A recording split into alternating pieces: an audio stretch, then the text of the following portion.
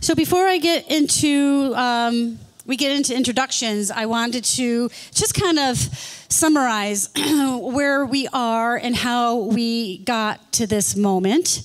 Thinking back to yesterday morning when Andrew and Cheryl are giving us insight and the key components to storytelling, got us on the right track.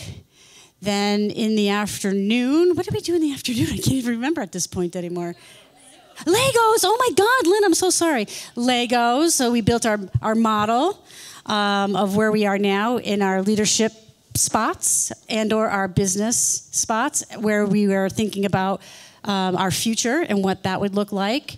And now we have arrived here. So I would like to, for our guests to give us who they are, what they do, and why they do it. And then we'll get into it. And can we start with you, Shweta? Now it's on. Yeah. All right. Hi, everyone. I am Shweta Bhatt, and I am a Burlington resident through and through, born and raised. Made my way out to Rhode Island for college, and then New York City, where I had a former career in financial consulting. I think as a child of immigrants, I was constantly trying to understand what belonging felt like in everything I did, in the ambitions I set for myself, in the choices I made, in the places I went. And through it all, I realized that what really connects us, what allowed me to see why I mattered and why I was here, was how I connected with the people around me. And that was through story. That was through these stories of just being humans and not being heroes. And from there, I left my career in finance and made my way back during the pandemic and started really telling stories and sharing from a place of confidence in my ability to belong, in my inherent deserving of belonging. And now I work with other storytellers. I work with high school students and also elementary school kids to just harness, find their voice, and feel that sense of confidence to get in front of someone and to show how they belong.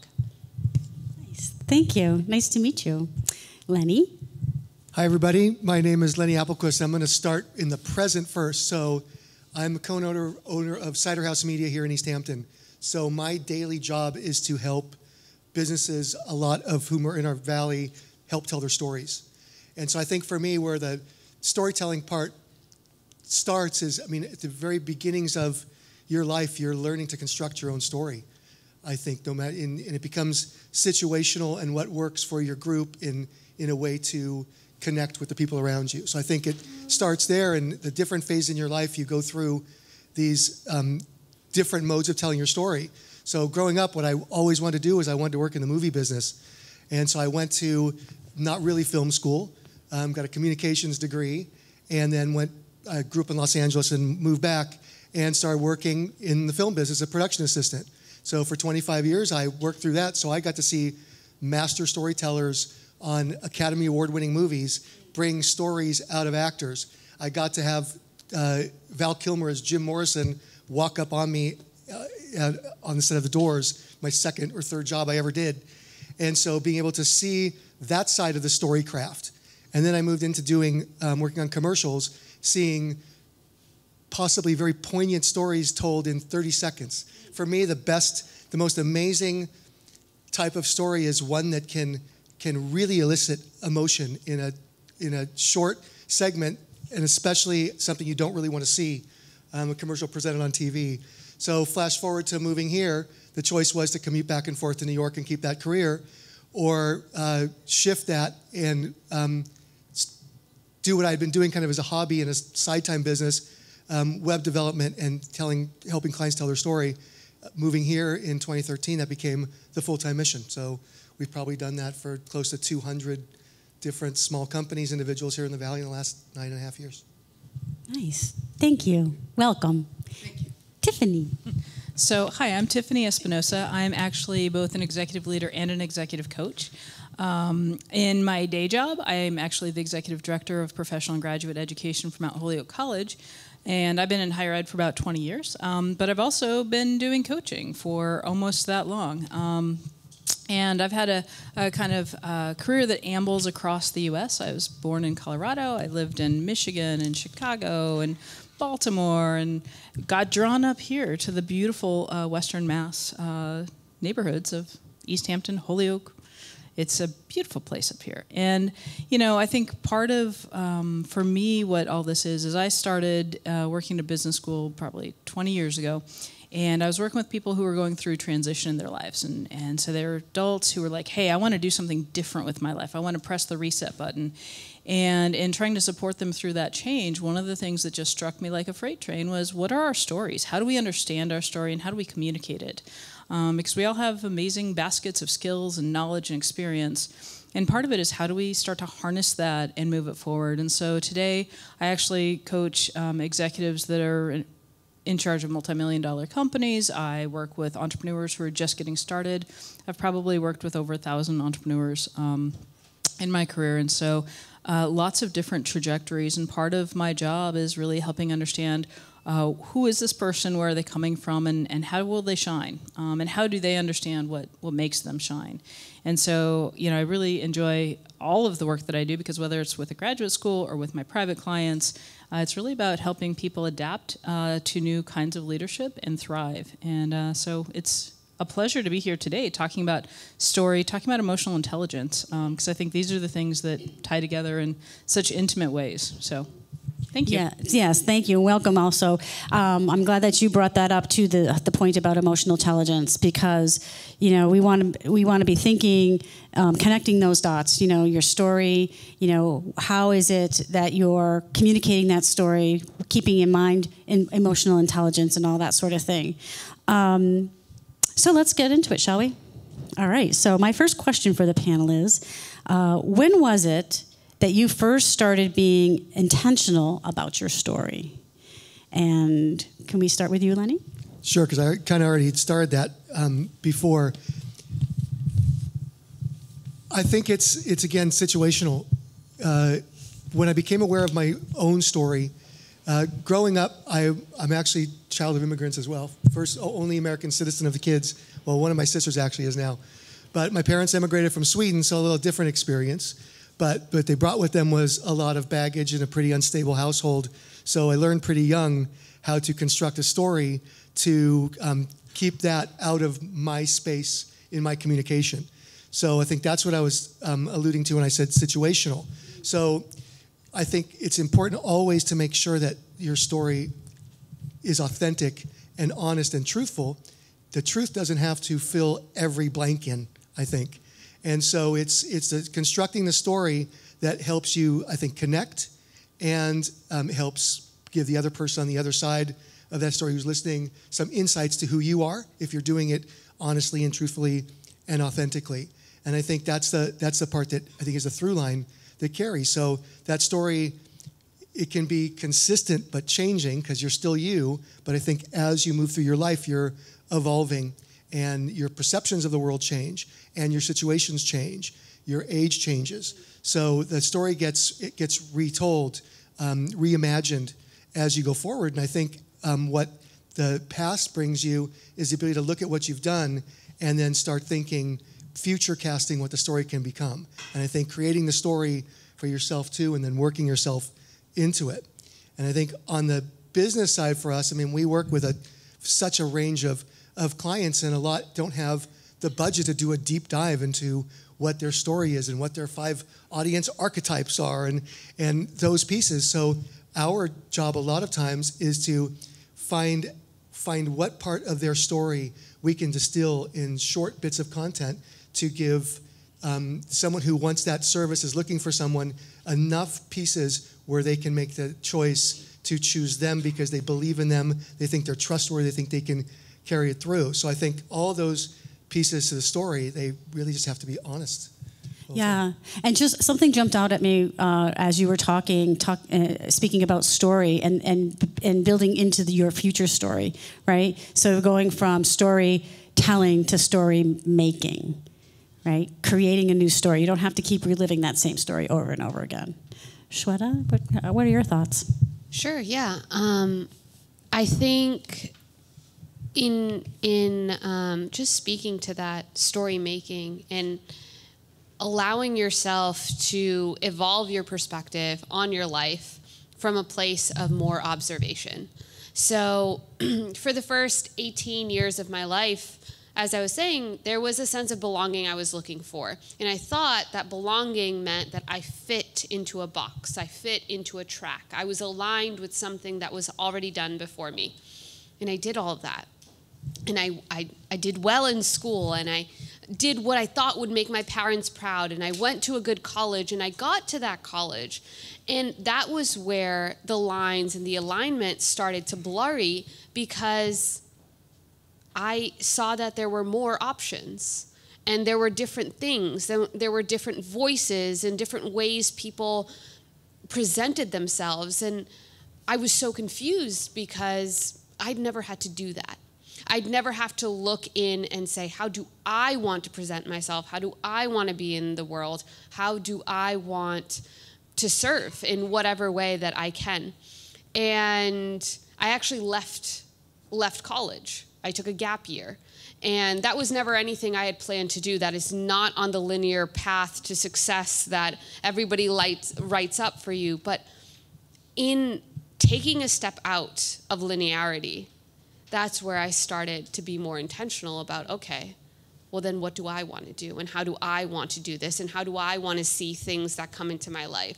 And that really invited me into this concept of allowing magic to happen. And being this vessel of things that I never thought would be possible, even things that are hard. And that's more and more where my story started to build, because that's when I finally felt like there was a voice to tell the story versus just a narrative that many people had lived before. Right. Interesting. I like that, telling the story rather than living out the narrative that was being dictated to you. Yeah. Tiffany, what do you got? Well, so I've always had a really strong sense of self, and I've always been really curious about other people, and that distance between us has always been actually pretty okay with me, right? One of my family's favorite stories about me was I was like 6 or something, and one of the neighbor's kids had told me a complete tall tale, and I came home and I told my mom. And, she was concerned. She was like, well, you don't believe that, right? And I said, Mom, let them have their illusions. I don't care. And it's always been, I think, a really interesting and healthy thing that I'm both grounded and curious, right? I invite other people's stories. And I think, when I first started thinking about my own story, it probably was actually pretty late, because I was always just me, right? I'm a pretty authentic person. I have a mode. You're going to see the real me pretty much all the time. But I think it was through seeing that the world sometimes needs us to be something, and that we have ways that we can serve other people. And really thinking about, and this is that emotional intelligence piece, right? Like, who am I in this context, and how can I support, and how can I engage? And so some of the identity that I've crafted, particularly as a professional, is related to, hey, I've got a wide basket of skills. I can do lots of things. But who am I here? Who am I with this client, or who am I on this panel? And to some extent, I've got 1,000 stories that I can tell about my same experience. But what is the one that's relevant and meaningful here to these folks? And I think, there's something kind of interesting, because on the one hand, it's about having a really grounded sense of self, but also understanding how to be in relation. It's a deep dance with folks. And so, as someone with a portfolio career too, right? So I own a company named TL Executives. I'm an executive director of a division of a well-known college. I also do a few other things in life. I needed to have really clear through lines for myself, because what I do is highly intentional and related. I'm one of those people that one thing doesn't scratch all my itches. And, Walt Whitman, I'm large, I contain multitudes. And so part of my portfolio career is about finding different ways to manifest that. but also about having a really clear sense of story and identity in that. So that's why I'm pretty clear. I'm an executive leader who coaches executives, right? That's my story. But I think it's been really helpful for me to arrive there. And it's an unfolding. Evolving, unfolding, evolving, and growing. I love that. So how have each of you managed your story as things begin to change or have began to change, get disrupted, and become more dynamic? Yeah, so I don't know if everybody else, there was something that happened to me about 2.5 years ago. I think it was more of a global thing, but it was quite disruptive. And it did challenge a lot of beliefs that I had about myself, but that everybody else had. I say that the pandemic took away a lot of the whats, the what we are. I'm a this, and I go to Pilates at this studio at this time, and this is my favorite restaurant, and these are my friends, and when we meet up, we do this, and this is my career, and this is how I introduce myself into the world. And it really, really challenged me to look into the who. The things about me that will never change. The things that are grounded in my personality. And I think that's what's so beautiful about what Tiffany just said, is that we have those pillars. And then from those pillars, that's where the flexibility, the elasticity, the emotional intelligence, all of that comes in how you connect with other people. But the pillars stay strong and they stay grounded. And that is more and more what I look into, how I try to observe the moments around me. Because moments that feel disruptive, moments that feel like things are changing and shifting and uncertain are extremely daunting to anyone. And if they're not to you, then please tell me what you do to not have them feel that way. But there is a level of observation that I have really, really started to employ and surrender to in those moments. What's going on around me? What's going on inside me? What are the stories I'm telling myself that aren't mine? And how can I start to make them mine?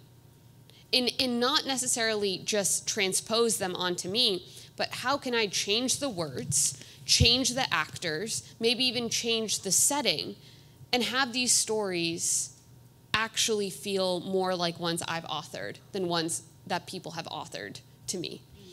And that's really the tool of moments of discomfort, because agitation, it's the birthplace of genius. But it's the birthplace of genius because you have to be grounded enough to think, what can come of this? How can I create from this? Where does the alchemy begin? And that's really kind of how story has evolved in my own life, is to realize that at the end of the day, we are the alchemists of our own stories. And we are by the way we speak to them, the voice in which we speak, and how we choose to build that narrative, not how we choose to suffice, kind of surrender to a narrative. So, yeah. I love that. Tiffany. You're mixing it up on me. I was waiting and listening. So I think in some ways dynamic times are what I am built for, right? Like that is where I shine. A lot of my practice is about how can we be adaptive leaders.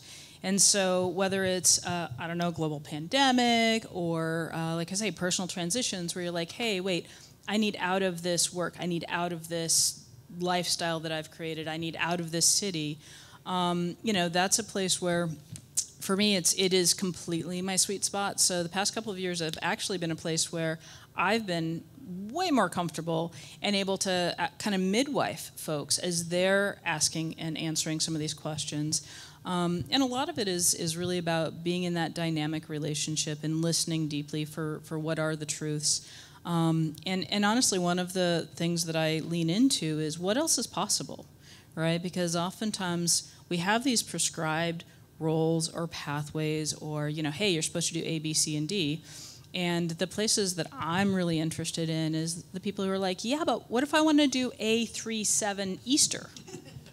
and helping people kind of craft what does that look like. And so a lot of it is I think grounded in that relational piece of what is happening around us and who do we need to be in this moment for ourselves, for the people that we might be leading, for the folks around us. And so I think both my style of leadership as a leader and as a coach is about really trying to tap into that deep emotional intelligence that we were talking about today, and curiosity about what does the world look like from your perspective, right? When we're world building together, I can sometimes help you see a new sunshine, a new planet that you might want to go to. And so, it's actually not necessarily being a chameleon, but seeing, where are the scaffolds and how are maybe some of those hidden to me or to you or to us, and how do we get there from here?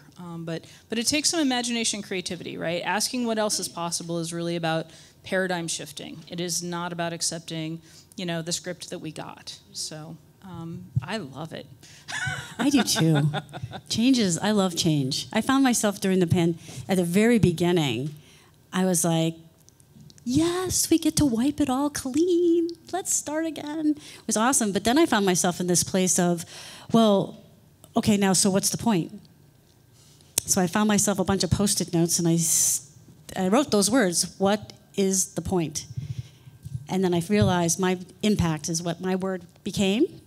And then my wall grew from there, which was great. Lenny, I'd like your thoughts. What's really interesting, going third, last in line as opposed to first, I could just answer the question. But so now I've gotten all this insight. So my answer has changed, half a dozen times the course. And that's awesome. That's part of the art of the storytelling. So my first thought was, pandemic is an obvious choice, and I think we'll cover that. But for me, changing the story, you've relocated a lot. But I had one goal in mind. I was an assistant director. I did commercials. I had directors who won Academy Awards and Directors Guild Awards and Emmys and whatever that I worked for was part of their team, and that's what I wanted to do. That was it. I, in 2008, coaxed my wife to move from here, actually, to Los Angeles, and I had been dabbling in websites as a hobby, because the great thing about doing commercials and being a part of that world is I worked in a busy month, maybe 15 days, so I had free time, and the web was just starting around the turn of the millennium. Wow. And so I just started to dabble, and I was a lot of friends and family, and then people would say, well, how much, what can I pay you? So it became a sideline. So when Elizabeth moved out to California, we started to treat it more as a business. So we incorporated, and we were doing that, but it wasn't really, it was sort of serious, but I had a career. And so this was just a money-making hobby. And so we ended up moving back here in 2013. Unfortunately, Elizabeth's mother was diagnosed with cancer, and 4 months after diagnosis, passed. And so she had been her dad's caretaker. And so it took us about, 60 seconds to say, I guess we're moving. And so the options were commuting to New York, finding a whole new, much clickier community than would be here, or, hey, let's do this marketing and web and design thing we've been doing for the last few years, and let's make a home here. So that experience, completely turning myself from the production guy to the agency that we would do the work for, was a complete shift in all of my thinking and how I could construct that story to be part of this community, to be reputable. I hadn't really done this all that much. Some, but not on the scale we do now, for sure. And so I think that experience helps inform a lot of how we do business, because a lot of our clients are first-time business owners. They're just taking something over. They're switching careers. They now want to be an artist, whatever that looks like. They've just taken on a new position at a new nonprofit and want to, bring this, their marketing presence or whatever, to more life. So I think that all of those situations, I think it comes back to what you were saying, how all of those places where you are really inform it back and help create the course for you to drive your boat instead of just follow along with the current. And I think all of those things are good, and I think that's where, I'm going to probably today be the one who brings us from the business side, because that's, you can ask my wife when we're done here, she'll tell you, I don't shut up about that. But it's, I just think that there has been this idea forever that businesses are some separate entity. and pre-social media, and that's not a conversation I want to get into, but some really big, very public, very big brands, like say Budweiser, right? Our only interaction with Budweiser was off the shelf or the commercials at Super Bowl, right? There was no one-on-one until social media, where all of a sudden some manager would answer you back on Twitter or Facebook. And so it changed the conversation. So that forced their story to become, again, more personal, because suddenly they had a human touch. And I think that's what small businesses have here, is their owners, and in a relatively small community of the Valley, they're touchstones for, my thinking is, and I think it's definitely with everybody who works with us, is we love to work with businesses and organizations that matter to their communities, whether it's a restaurant or a nonprofit or a college or a coaching business, whatever that is. It's the impact that those small businesses can make in a place like the Pioneer Valley is incredible. I mean, it's not a little pebble in a pond with a ripple. It's a boulder in a pond making waves. It matters so much. And so that's the thrill I get to witness, is seeing how these businesses and individuals start paying attention to how they are touching their community, and what the difference they make, and how those connections can go, and how that story grows, and how it ripples through. I think that's so powerful what you just said. And I think sometimes as entrepreneurs or business owners, we're so we're doing the thing, and we sometimes forget what we mean to the community or to others. I got a shining example of that. I don't know if everybody knows this, but prior to my coming to the chamber, I was 20 years in private practice as a massage therapist, sports massage and that sort of thing. And I had one client, and she, we did not converse a lot. She was there to have her own quiet space, and I worked with her for years. And I finally decided to do something different. I was going to work on a cruise ship. Go figure that out. But anyway, as a massage therapist, and that's just another crazy story. But I told her that I would be leaving, and she looked at me. Tears started pouring out of her eyes. She just stood there with tears coming out of her eyes, and she said to me, she goes, "What am I going to do now?" We never had a conversation. I don't know anything about her life. I knew her musculature, but I didn't. And I was the first experience I ever had of how much impact I had made, that word, in her life. So that's powerful. Don't ever, all of you business folks, leaders, you have such powerful, and I hate that word influence, but I guess that's the only word that comes to my mind. I think it's true, Mo. Actually, I think oftentimes we think it has to be the senior leader, or it has to be a big sort of way. But I think that the ways that we understand our story in relationship to the people that we might be in charge of in terms of staff, in terms of the people that we are relating to as partners, in terms of how we're supporting those that might be above us. I think the whole ecosystem is so important, and so. Sometimes we can devolve it and think, well, somebody else needs to tell the story, or it has to be the company story. But we're all a piece of that. Right. We were dancing within one story, but there were no words being exchanged, other than thank you and we'll see you next week. So that was crazy. So what elements do you think are important when telling your story authentically? Lenny. Sure. I think we've talked a little bit about those pieces. I think staying in your truth. I think that people... but how do we know what the truth... but what feels honest, I think it's alignment. I think the people with the lowest emotional intelligence can still read a phony. So you can't do that. It's...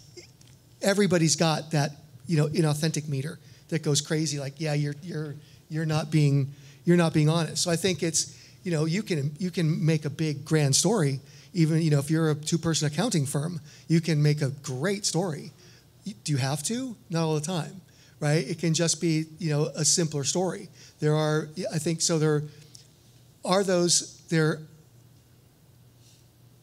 if there are the 2 types of stories. One is fiction, and one is your story that you're telling. And I think it does have to be an honest representation. So I don't know how you, I mean, to answer the question, how do you be authentic, or how, that gets a little trickier. I think that applies to yourself. So I had another little inkling as to that, and I don't want to obviously make this about me, but it's relatable perhaps. So every now and again I get this crazy thought in my head that I'm going to grow my hair out, right? And it gets to a certain point, and I'm like enduring it and all that sort of thing. But then all of a sudden, I'm like, this is not right. This doesn't feel right. This is not me. And that was the first time. It was recently too, within the last few years, that made me realize, that's an inkling. I'm not being authentic, right? It just doesn't feel right. And then it led me to think about other things, and other things about other folks, and realizing. But anyway, I get off track. I'm going on a tangent. I'm going to just jump back in a sec. And so, please do. I think that words like authenticity. I mean, every branding session any company will ever do with any branding genius, one of the words that they're going to land on is authentic. Like, we're authentic. And so what it does is, I think you have to distill that word a little and decide what that authenticity means to you. So if you're a veterinarian and you really love dogs, you own that.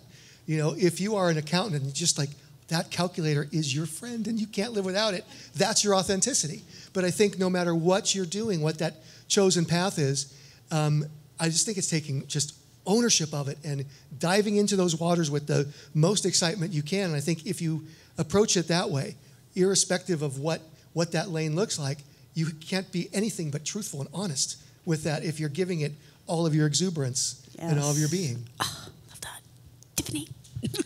So I definitely also think it's about owning it. And the adage, show, don't tell, right? Like, I could tell you things all day long, but I think the real authenticity comes in, where do I see the evidence? How does that manifest? Whether it's in examples of your past or examples of how you're engaging in the present.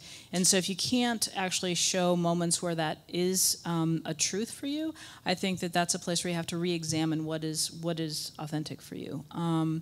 I also think it's about clarity, because sometimes our stories are kind of hazy to us. We don't know what elements matter. We don't know what elements matter to us, to whoever it is that we're talking to. And so I think when you have that clarity for yourself, when you have that clarity of like, why am I in this space? What am I trying to get out of it? What is my goal? And not just in an agenda kind of way, but like, why am I here? What is meaningful about this? To draw back on what Mo was talking about when she hit the beginning of the pandemic. And so, I think it's that's where I think some of this is a team sport, because I can think I'm authentic, but at the end of the day, when you have people around you that can help reflect back to you some of those truths that actually probably you don't see because you're living it, right? The fish doesn't see the water. But I think that's why we actually need folks around us, and storytelling and story hearing and story making are all so important to identity building. And, whether that's personally, professionally, as a company, as a leader, as a manager, all the above. So can't fake it. That's why earlier this afternoon or this morning, when Liz had everybody write down 3 adjectives about each other, that was really powerful. Shweta? Yeah, I'm going to just take what Lenny and Tiffany said and combine them together and say that it really is about understanding how to own your who. Like, who makes you you? And not the what, but the who.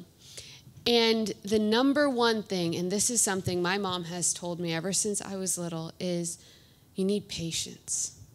And you really, really sometimes need patience to understand your story and to be able to tell your story. Because understanding, it doesn't come overnight. It doesn't come with a snap of your fingers. It comes with taking time, stepping away, sleeping, waking up, seeing people you love, and really integrating things that are very real happening in your life. And I think that's the number one thing for story in terms of being able to tell it and to tell it from an authentic place is owning your who. So for Mo, your who is somebody who just loves themselves with short hair. Right?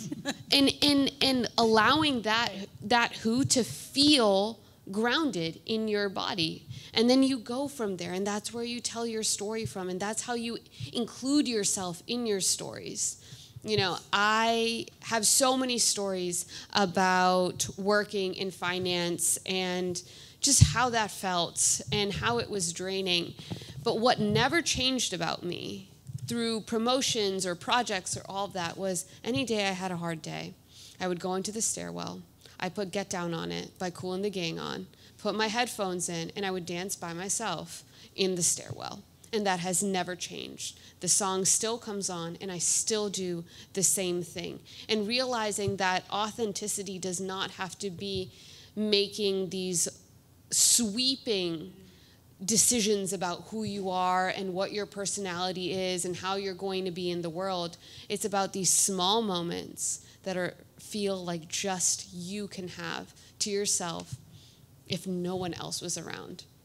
And taking those, collecting those, giving them some time, treating them like these gorgeous, sacred things that you just save away, like in your closet in a beautiful shoebox with a bow, and then coming back to them, and then using those, and realizing that, once again, authenticity is not being the most just expansive art project or, painting so beautiful and intricate. Authenticity is really about collecting all of these tiles that make you you, and then somehow taking some Elmer's glue and pasting them all and realizing that the masterpiece of who you are is a mosaic.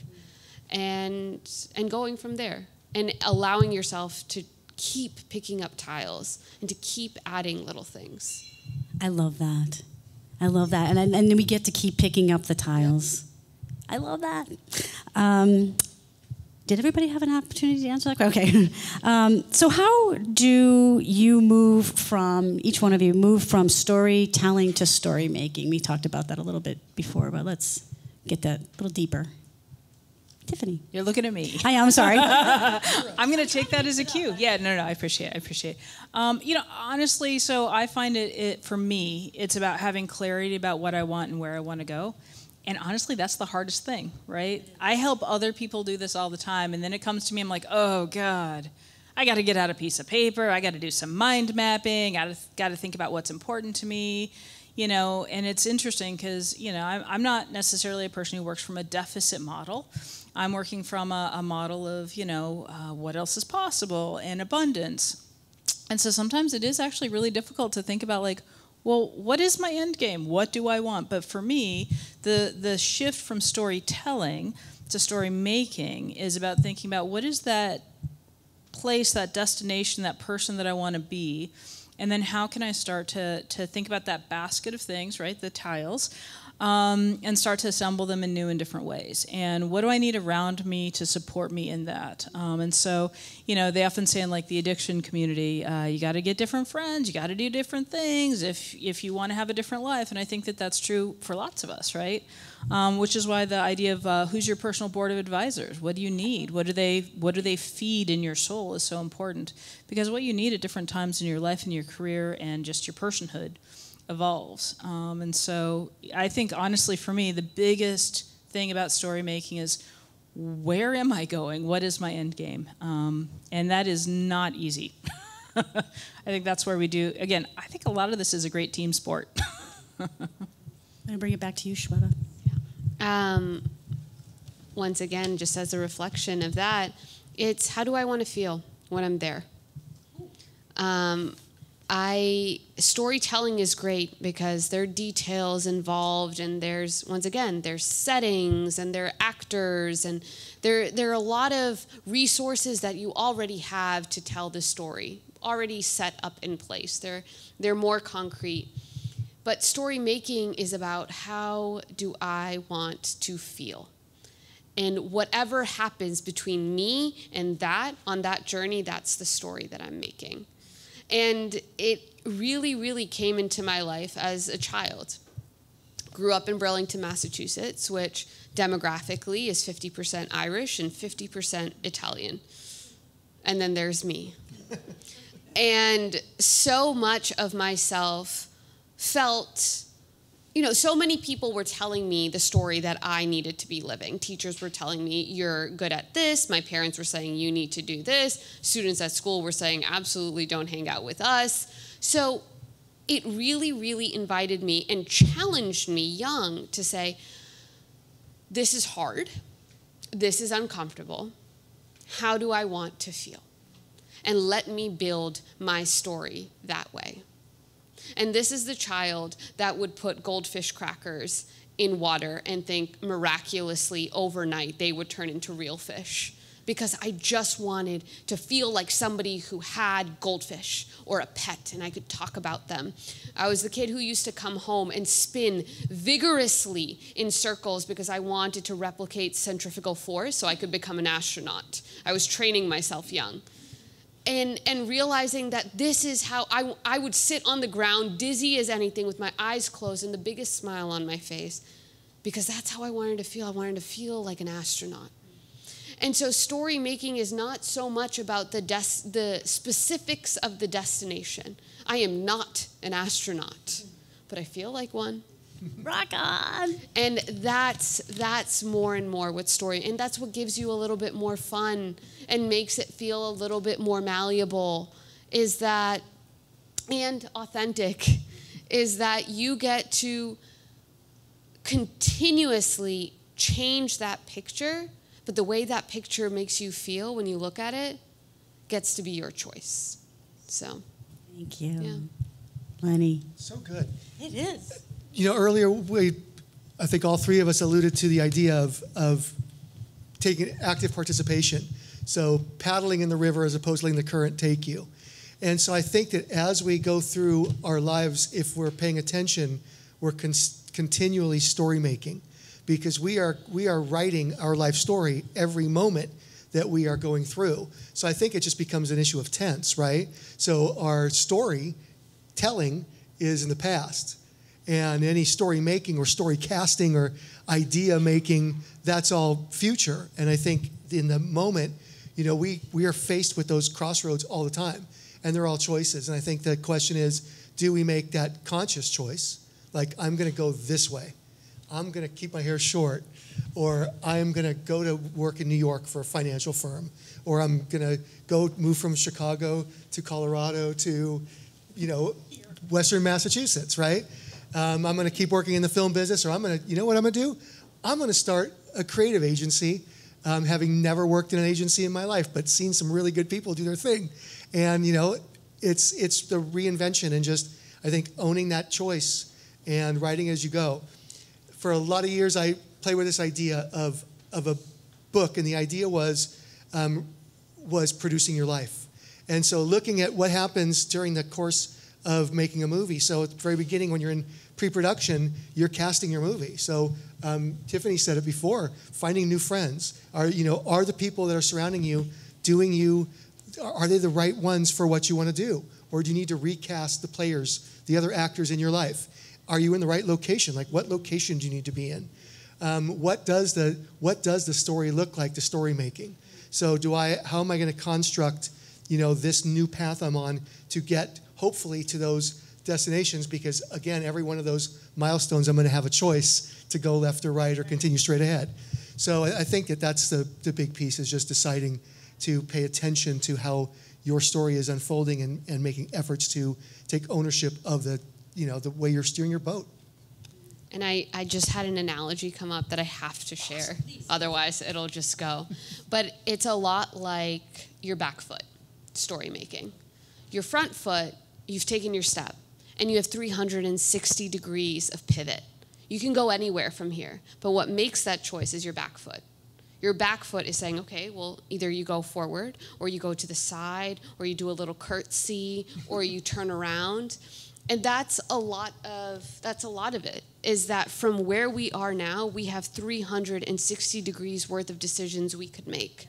It's in the choice, that's our back foot. The choice, the intention, the desire to do any of those things, and the confidence to do it. I think another piece to this too is whenever we're story making, there's a certain amount of risk and vulnerability in that, Because if I've decided I'm going to make a new story, I'm putting myself out there. I could be disappointed. I could disappoint others. I could find out I am not a ballerina.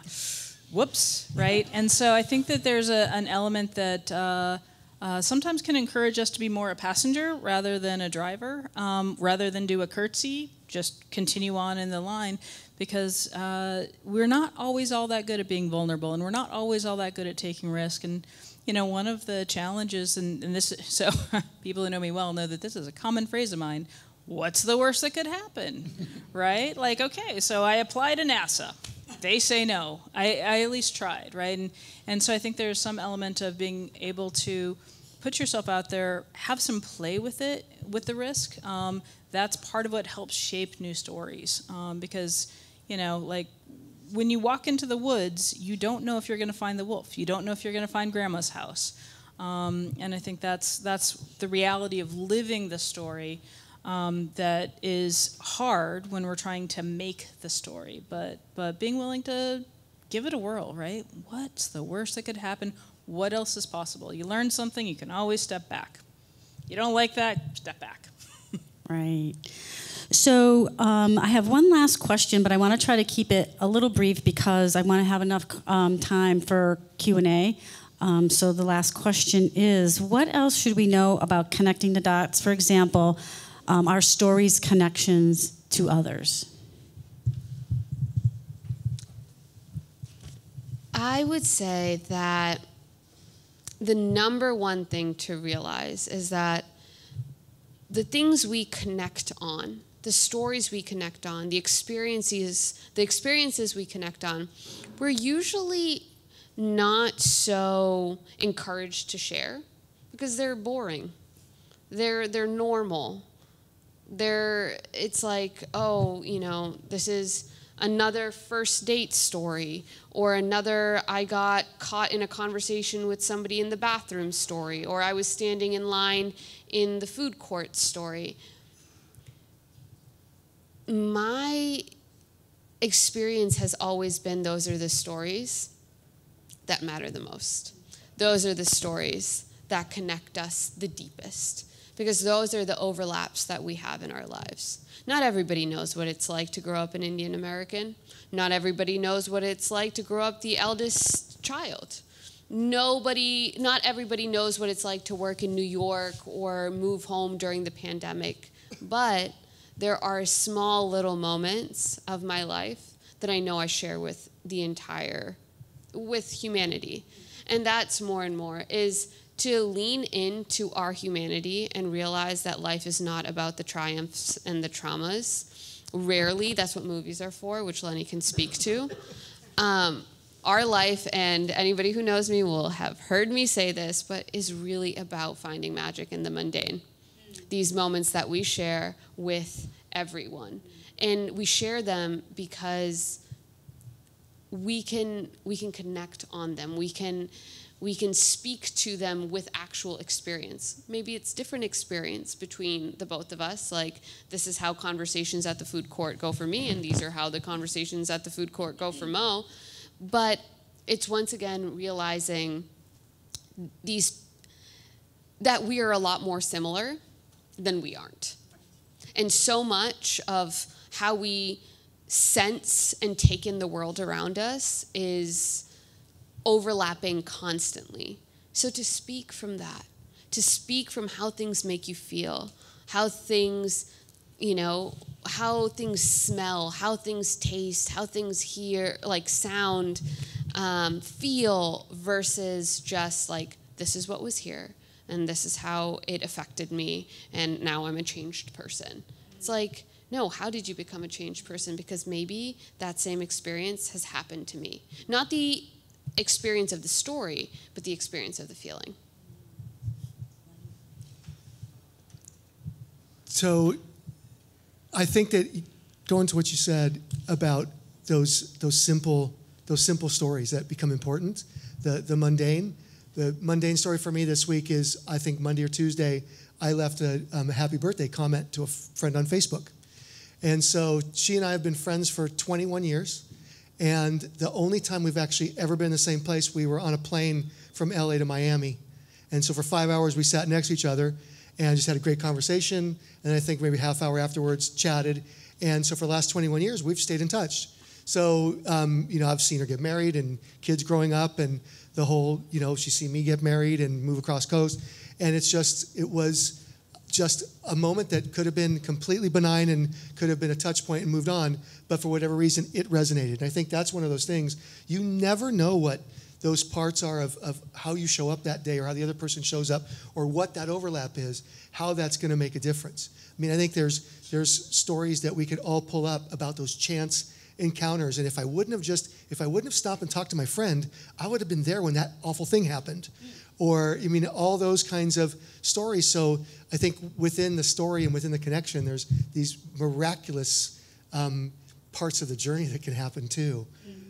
Seemingly random, but maybe not so much, because I think we are inventing that story. And I think oftentimes it comes from a place not necessarily of being conscious of it, but, it gets delivered through us instead. And so you never know. I think taking advantage of those and paying attention to those little moments is amazing. Beautiful.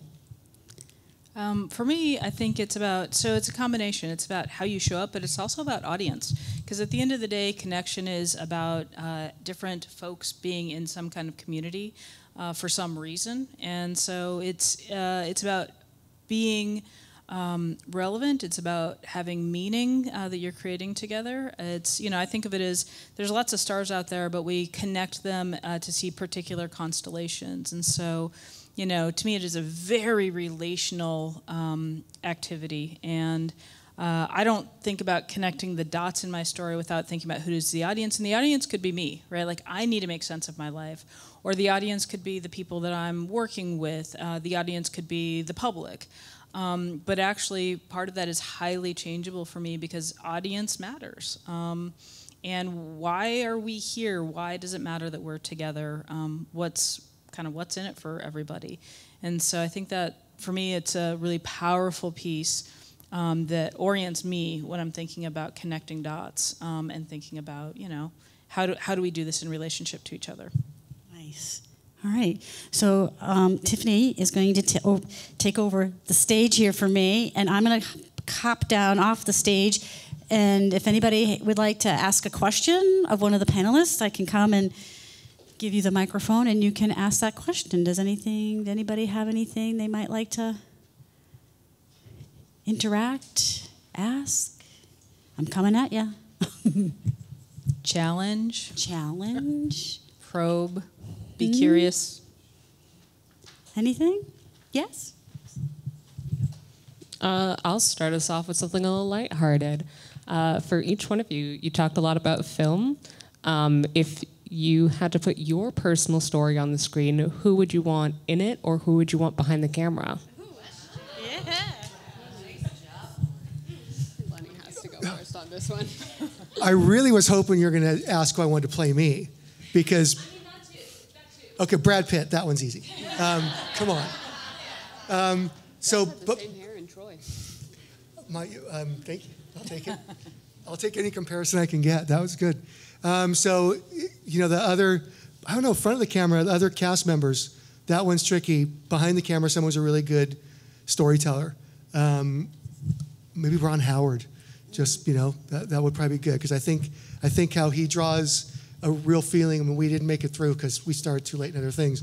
But his new movie, 13, about the cave rescue in Thailand. I mean, the first 25 minutes of the movie is barely subtitled. They're all speaking Thai, but he tells a story so well, all the dialogue doesn't need to be subtitled. So I would say I would like him behind the camera to tell a story, make it more interesting than it might be. Are we good? So I think behind the camera, I would want Greta Gerwig. She did this movie called Frances Ha, and there is nothing extremely extravagant about the movie. There are not many extreme, amplified highs and lows, but the way she is able to draw out every moment and to give layer to it and to give depth to it, and it's very much that. It's about taking something mundane and being like, I'm going to create a award-winning film on this. And I think that's beautiful, the way that she's able to do that. I mean, I've watched her Little Women rendition like over and over and over again. It's amazing. And she's also a great actress too, so she understands the level. In front of the camera, I don't know. I feel like I would have to pick from, I don't know. I'm not sure, but some collaboration of, some collaboration of people who can act would be great. Yeah. So I'm not so sophisticated in terms of knowing who all the actors or directors are, but I think I'd want whoever did Elizabethtown, which is a story, if you haven't seen it, of a guy who's going through a really hard time in his life who happens to meet a girl on an airplane, and then they happen to find themselves in a small town, and sort of, shenanigans occur if you haven't seen it. But it's this really, actually great picture of how intimacy is created between people around moments in our lives that are universal and yet connect us. And so I think that would be, whoever did that film would probably be the person I'd want behind. And whoever did A Fish Called Wanda would probably be, sort of this ensemble cast that is slightly wacky, but also kind of serious, and where you've got, players that are very heterogeneous, but that come together in a whole that is an unforgettable whole, and that is kind of delightful to see as it kind of is this rollicking, crazy thing that happens, that also is very smartly written. So there you go. I'm not a film sophisticated person, but I watch a lot of them. No, that's good. Nice. Thank you for the question. Yes, thank Thank you. you. Sorry? Yes. I think my husband has forgotten that I'm an actress and has not even cast me in his own film. Boom. All right. We have time for one more. You might need a ride home there, buddy. We have time for one more question. Does anybody else want to ask a question? So first I want to say thank you so much for this inspiring and compelling conversation on what story is, what story making is. And I'm struck that each of you are experts in helping folks figure out exactly what their stories are. And I'm wondering if each of you could give us a homework assignment. What's one concrete thing we could do today to help us figure out what our story is? Brilliant. Who wants to go first? Did you see how I passed the ball there for a second? Yes, you did. That's a really good question. I think all three of us are thinking that. So homework assignment, if you're looking at your story, I think there's a couple of things that you can do. Maybe it's making a list of your values as a starting point. So starting to frame out your story, and I think to be able to find the direction of your story, you want to kind of dig in and see what are the pieces that matter. And so I think once, and we're talking, I'm not going to talk business story, creating the narrative to get new clients, but your own personal story. I think some of that is for discovery. I mean, earlier we were talking about a couple different books that are great and have impacted my life. The 7 Habits of Highly Effective People helps you kind of dig into what your principles are and how to bring your life into a principle-focused balance. And then one thing that popped up on one of the great questions on the table today, like kind of what do I do to get out of my head? And the book, The Artist's Way by Julia Cameron, is absolutely brilliant because it does give you the opportunity to take a time out for a little bit and kind of do some brain dumping to clear the space. And so I don't think that there's necessarily a construct that I can say, okay, here are the 4 steps you can do to create your story. But I think it's continuing to explore and clearing out some space for you to take a look at what matters and those forks in the road. Which road do you want to take? And then look at how that could play out. And does that interest, and ask yourself those questions like, does this feel right? Because I think it all comes down to that. Like Mo said, the personal authenticity is when you start doing it, and if you're excited to dive in, you're on the right track. But if you're feeling like, I'm not sure, get off the road, because that I'm not sure is good enough, I think, to steer you in the right way. I would actually, so I believe that we all are the hero in our own story, right? And I watch people all the time that they're the hero, and then they have these interactions that don't go quite as they might think when you're your own hero. But assuming you're the hero in your story, what kind of story is it? Right? Are you going to save the princess? Are you, creating world peace? What kind of hero do you want to be in your life, in the lives of people around you? And then, if that's the case, then what would that person do, right? What would that hero do? And I think that sometimes can help us figure out what some of the steps are, even if we don't have all the answers and can't quite articulate them. I think we often know things intuitively that we absolutely cannot put into words. But sometimes it's in the metaphor, it's in the examples that we can say, that's the kind of hero I want to be in my story or in the story, the role that I'm playing on the stage that I'm in. So. And I guess what I work with a lot of elementary school kids, and their parents want them to be the next Barack Obamas, and they're getting there. But one of the things that I tell them to do a lot of the times in middle school kids, and I will suggest the same. Record your voice for about a minute, talking about something you love, and then listen back to that every day. Fall in love with your voice, because that's what you're going to hear telling your story. And then listening more and more to the tone, the things you love about your voice, that'll help you start charting this story. But if there's anything that I invite you to do, the number one thing about a storyteller is learning how to share their voice, how to harness it, how to build it. And that's the only way you're going to connect. That's the only way that you're going to share anything about yourself. So fall in love with it and make it yours. And then go from there. Then use their brilliant advice. Awesome. Awesome. Thank you so much, each one of you. Shweta, it was a delight to meet you. Thank you for being here. Lenny, always love chatting with you. And when you can contribute, thank you. And Tiffany, thanks. Love Our you, pleasure. bunches. Okay, so we're moving on. I'm going to have Andrew come on up here. Give us a second here and we'll break away. And Andrew's going to tell us what's going to happen next.